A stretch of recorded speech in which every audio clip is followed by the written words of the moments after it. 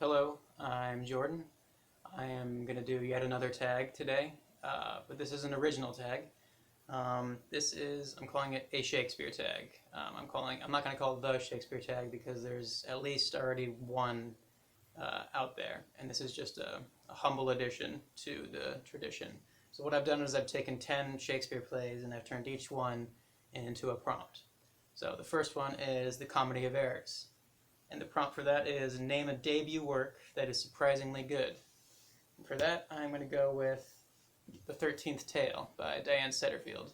I do not read a whole lot of contemporary fiction at all.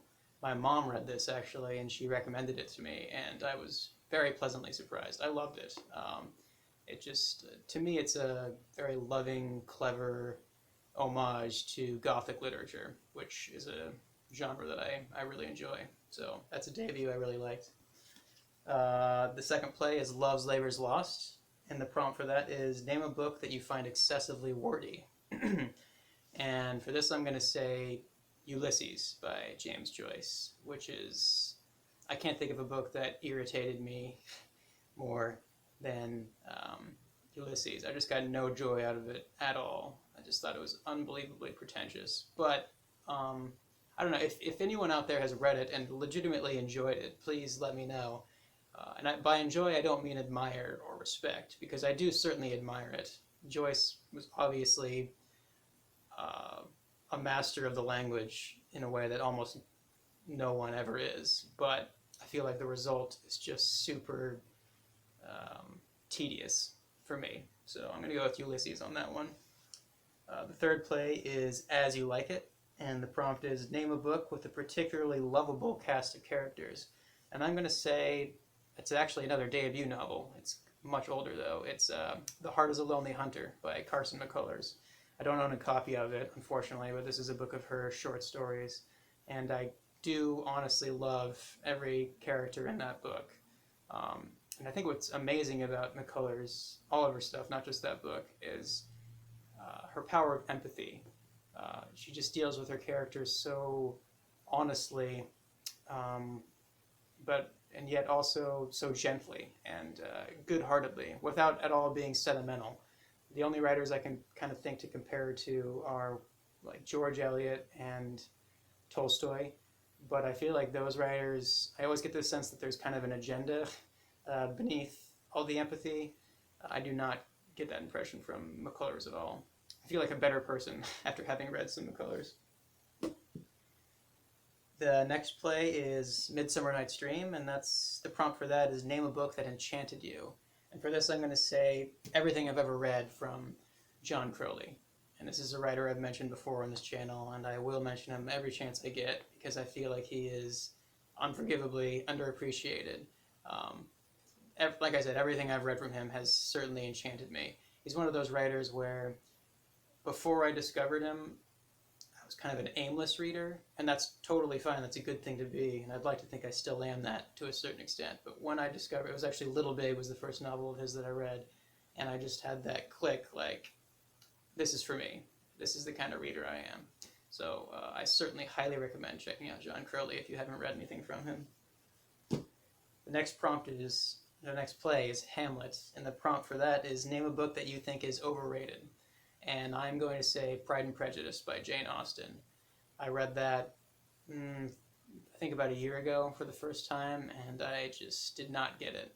It just struck me as so frivolous and pointless, which a book doesn't obviously have to have a point, but I feel like it should at least keep me engaged. And I just wasn't. I never cared. I feel like there were no stakes, and I feel like the only insight it had to offer was that first impressions are usually wrong, which is something that any 8-year-old could tell me. But if you like it, I realize I'm probably wrong about this because it's obviously one of the most beloved books ever written. So if you love that book, please, if you take this opportunity to defend it in the comments field, because I'd really love to hear what you have to say about it. The next play is Troilus and Cressida, and the prompt for that is name a book that defies categorization. And for this, I'm going to go with The Master and Margarita by Bulgakov. You could just call this a surrealist novel, but I don't think that quite does it justice. Noah over at Everyone Who Reads It Must Converse recently did a video on magic realism, and he brought this book up. And it wasn't until I saw that I realized, yes, of course, this is also a magical realist novel. But it's also a satire and just fantasy, and there's also long stretches of it that I think you would have to call historical fiction. So it's a wonderful, glorious mess of a book, and I love it. The next play is King Lear, and the prompt for that is name a book that made you re-examine your life. This one's a little embarrassing for me because I'm a snob, and this is essentially a self-help book, really. And that's 78 Degrees of Wisdom, which is a book about the tarot. And I have found this book, and the tarot in particular, to be very illuminating in looking at my life, just using time-honored symbols and archetypes. So this has been a fun and enlightening read for me. The next play is Macbeth, and the prompt for that is name a book that's brief but intense.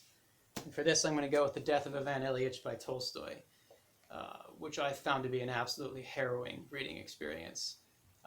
As a coward who secretly believes he's never going to die, this book really hit home for me hard and upset me. But I think it is comforting in a lot of ways, if only because it's so willing to confront death, and not just death, but the act of dying, the experience of dying. It's so willing to confront that head on that I do think it's kind of cathartic. So that's brief but intense in my book. The next play is Coriolanus, and the prompt for that is name a literary character and or historical person that you both love and hate. And for this, I'm going to go with a character from what's probably my favorite Dostoevsky novel, Demons, also known as The Possessed.